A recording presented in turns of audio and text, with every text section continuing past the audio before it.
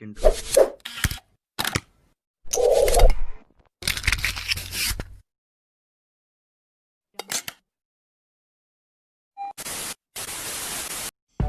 Bismillahirrahmanirrahim. Assalamualaikum warahmatullahi wabarakatuh. Bagaimana kabar kalian hari ini anak kelas 6? Insya Allah kalian baik-baik saja dan selalu berada di lindungan Allah Ta'ala.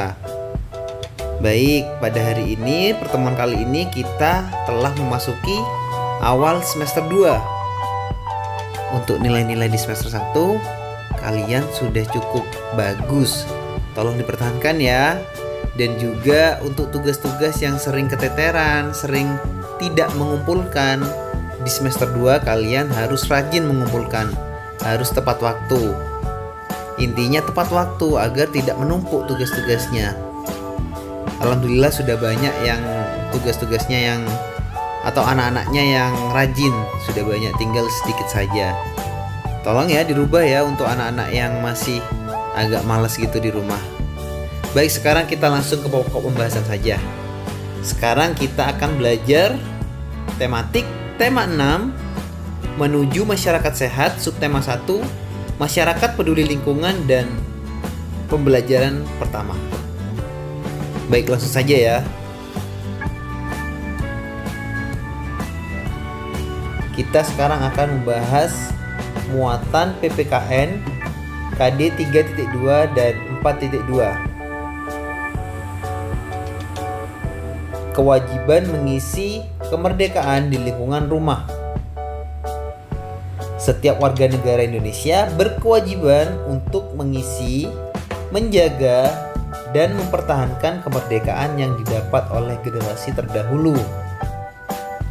Cara mengisi kemerdekaan dapat dilakukan dalam kegiatan sehari-hari. Misalnya, menjaga kelestarian lingkungan hidup di sekitar. Lingkungan hidup yang sehat tentunya akan mendorong terwujudnya masyarakat yang kuat. Salah satu hal yang dapat dilakukan untuk menjaga lingkungan ialah mendaur ulang limbah atau sampah yang dapat merusak lingkungan dan membersihkan selokan. Selanjutnya, sebagai penerus bangsa, mari kita mengisi kemerdekaan dengan hal-hal yang positif. Dengan begitu, kita telah menghargai perjuangan dan pengorbanan para pahlawan. Sangat bisa sekali kan kalian melakukannya di rumah? Dan juga pasti kalian sudah pernah melakukannya di rumah ya. Yang belum, yuk kita bersama-sama melakukannya di rumah. Selanjutnya kita akan membahas muatan bahasa Indonesia KD 3.7 dan 4.7, yaitu kata kunci yang terdapat pada judul teks non-fiksi. Teks non-fiksi merupakan teks yang ditulis berdasarkan data atau kenyataan yang ada. Informasi dari teks non-fiksi dapat diperkirakan dengan cara mengetahui kata kunci yang terdapat pada judulnya. Kata kunci merupakan kata penting yang menggambarkan isi teks. Contoh judul teks non-fiksi. Yang pertama, lingkungan sekolah yang sehat. Yang kedua, mencegah bahaya demam berdarah. Dan yang ketiga, kegiatan penghijauan di lingkungan rumah. Kata kunci dari judul teks yang disebutkan tersebut dapat digunakan untuk memperkirakan isi teksnya. Dengan menentukan kata kunci pada judul-judul tersebut, kita dapat memperkirakan isi teksnya. Jadi kita cukup memahami judulnya aja sudah membantu memahami isi teksnya juga ya. Coba bacalah teks tersebut dengan cermat. Mencegah bahaya demam berdarah. Tentunya jika kita memahami judulnya tersebut, kita sudah bisa mengira-ngira isi teks tersebut. Yaitu yang pertama adalah pengertian demam berdarah. Dan juga bagaimana cara mencegah demam berdarah tersebut. Coba kita buktikan dengan cara membaca isi teksnya. Lanjut ya ke paragraf pertama. Demam berdarah, dengue atau DBD biasa menyerang saat musim penghujan. Terlebih negara kita termasuk negara beriklim tropis yang merupakan tempat hidup favorit bagi nyamuk. Demam ini bisa menjadi penyakit yang mematikan jika tidak segera ditangani. Khususnya anak-anak seringkali menjadi sasaran dari gigitan nyamuk yang menyebabkan penyakit ini. Wabah demam berdarah yang menarik perhatian dunia pertama kali muncul di Manila pada tahun 1954. Sebagian besar kasus demam berdarah terjadi di negara yang terletak pada daerah tropis dan subtropis. Hal ini tidak mengherankan karena nyamuk suka dengan lingkungan yang hangat untuk hidup. Hal yang terbaik adalah mencegah agar tidak ada anggota keluarga yang terkena DBD. Tindakan-tindakan yang dapat dilakukan untuk mencegahnya antara lain melakukan gerakan 3M, yaitu menutup tempat penyimpanan air, menguras bak mandi, dan mengubur barang-barang yang tidak terpakai menggunakan lotion atau obat pengusir nyamuk, menggunakan bubuk abate pada selokan dan penampungan air agar tidak menjadi tempat bersarangnya nyamuk, dan juga jaga kondisi untuk tetap sehat. Dari kata kunci yang ada pada judul, yaitu mencegah bahaya demam berdarah, kita tentunya sudah tahu atau isi dari teks tersebut. Tadi sudah dijelaskan di awal. Isi teksnya yang pertama, pengertian tentang demam berdarah. Asalnya dari mana, pengertiannya apa, dan juga tentang pengertian demam berdarah tersebut ya. Dan yang kedua, cara pencegahan penyakit demam berdarah. Jadi kita tadi sudah membaca cara pencegahannya juga. Jadi itu isi teksnya ya.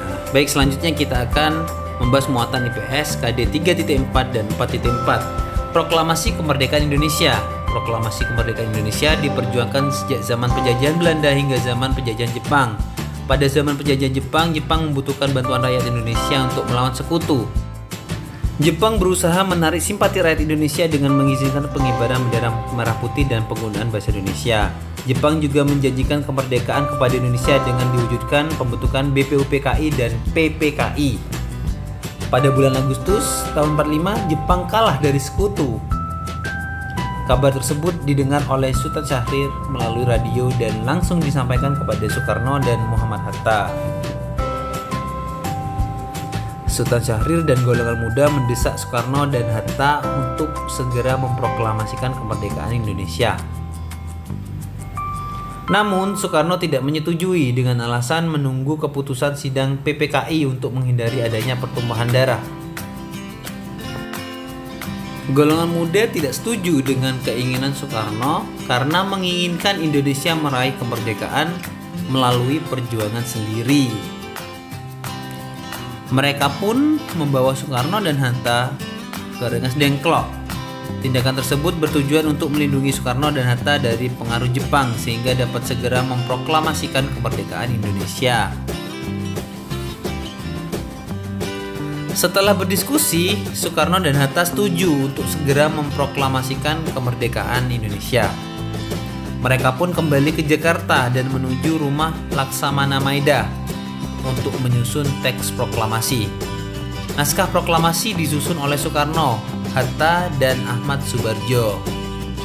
Naskah tersebut kemudian diketik oleh Sayuti Melik. Hatta mengusulkan agar semua orang hadir dalam penyusunan naskah proklamasi menandatangani naskah tersebut. Namun Soekarni mengusulkan agar naskah hanya ditandatangani oleh Soekarno dan Hatta sebagai wakil bangsa Indonesia.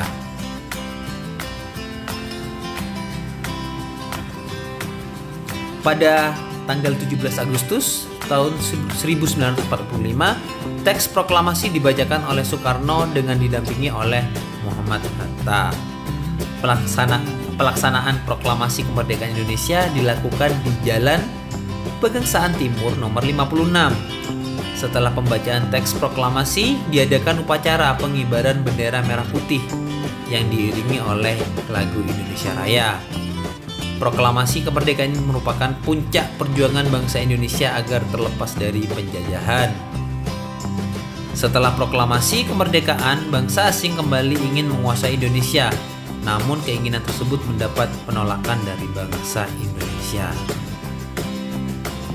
Penolakan tersebut diwujudkan dengan perlawanan di berbagai daerah. Baik, terima kasih ya untuk anak-anak kelas 6 telah menonton sampai habis atau sampai akhir. Untuk absennya kalian bisa ketik di kolom komentar, dan untuk tugas-tugasnya ada di link deskripsi. Jangan lupa untuk mengerjakannya harus tepat waktu, disiplin. Biasakan disiplin sejak dini agar terbiasa sampai dewasa. Baik anak-anakku, mungkin itu saja dari Ustaz Tian untuk pertemuan kali ini. Akhir kata, wassalamualaikum warahmatullahi wabarakatuh.